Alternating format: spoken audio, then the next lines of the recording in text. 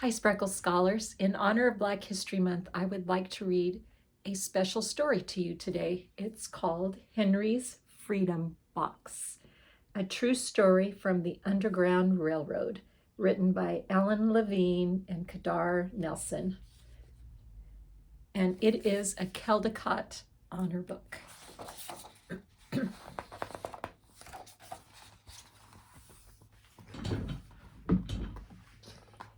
Henry Brown wasn't sure how old he was. Henry was a slave, and slaves weren't allowed to know their birthdays.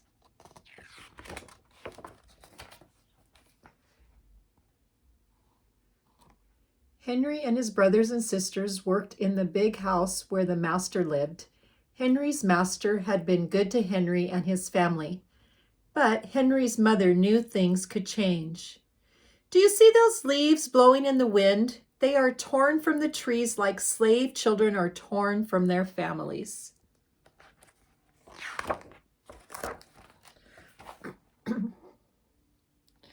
One morning, the master called for Henry and his mother.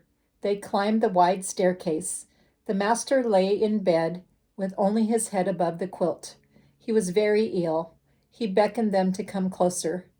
Some slaves were freed by their owners. Henry's heart beat fast. Maybe the master would set him free.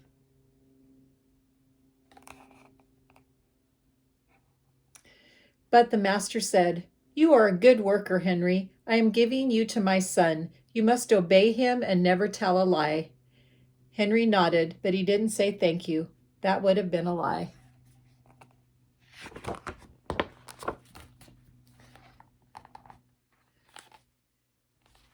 Later that day, Henry watched a bird soar high above the trees. "Free bird, happy bird," Henry thought. Henry said goodbye to his family. He looked across the field. The leaves swirled in the wind.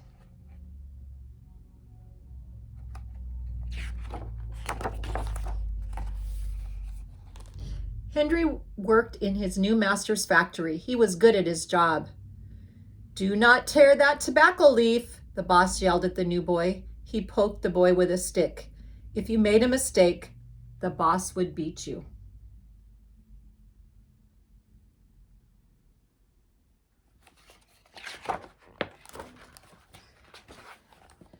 Henry was lonely. One day he met Nancy, who was shopping for her mistress. They walked and talked and agreed to meet again. Henry felt like singing, but slaves didn't dare sing in the streets. Instead, he hummed all the way home.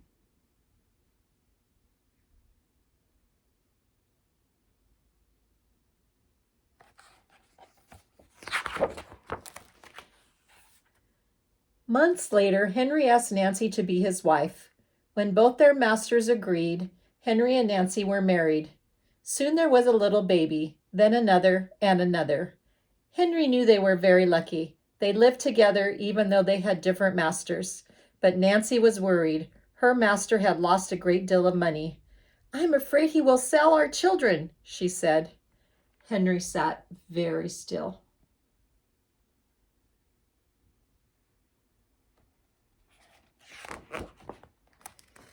Henry worked hard all morning. He tried to forget what Nancy had said.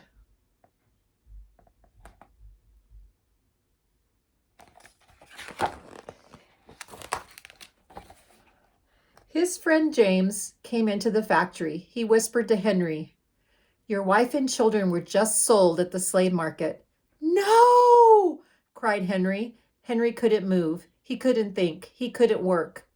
"Twist that tobacco," the boss poked Henry. Henry twisted tobacco leaves. His heart twisted in his chest.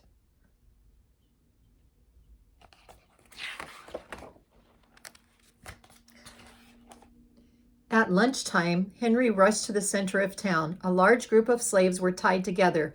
The owner shouted at them. Henry looked for his family. "Father, father!" Henry watched his children disappear down the road. Where was Nancy? He saw her the same moment she saw him.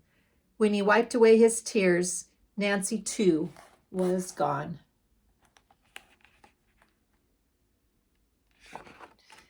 Henry no longer sang. He couldn't hum. He went to work, and at night he ate supper and went to bed. Henry tried to think of happy times, but all he could see were the carts carrying away everyone he loved. Henry knew that he would never see his family again. Many weeks passed.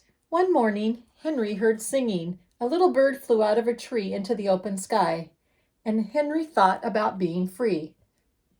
But how? As he lifted a crate, he knew the answer. He asked James and Dr. Smith to help him. Dr. Smith was a white man who thought slavery was wrong. They met early the next day at an empty warehouse. Henry arrived with a box. "I will mail myself to a place where there are no slaves," he said. James stared at the box, then at Henry. "What if you cough and someone hears you?" "I will cover my mouth and hope," Henry said.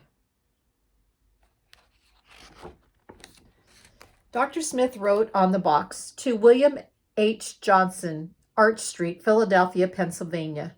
Henry would be delivered to friends in Henry would be delivered to friends in Philadelphia. Then he printed on the crate in big letters, "This side up with care."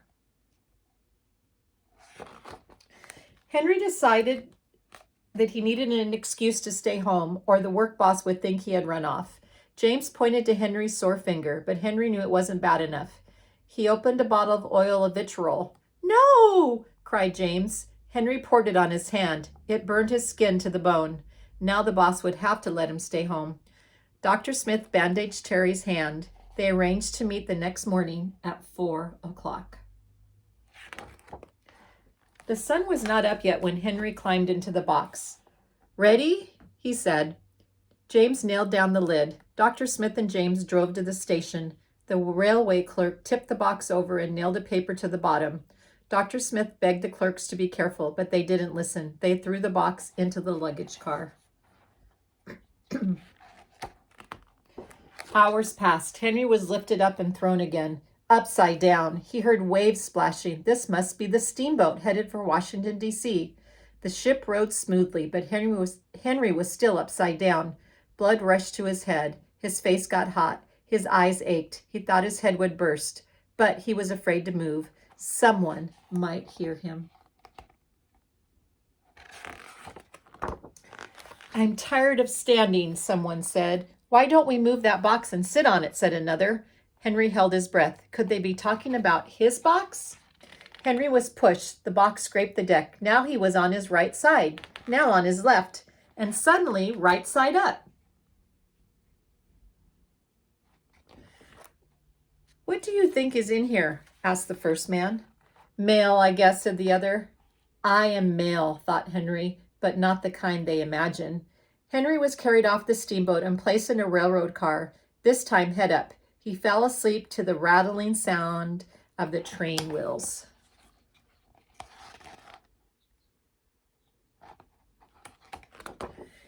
He awoke to loud knocking. "Henry, are you all right in there?" "All right," he answered. The cover was pried open. Henry stretched and stood up. 4 men smiled at him. "Welcome to Philadelphia."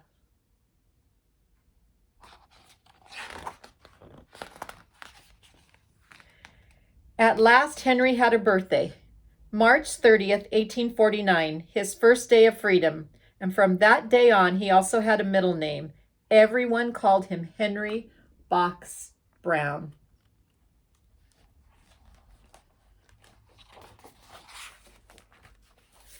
Thank you for listening.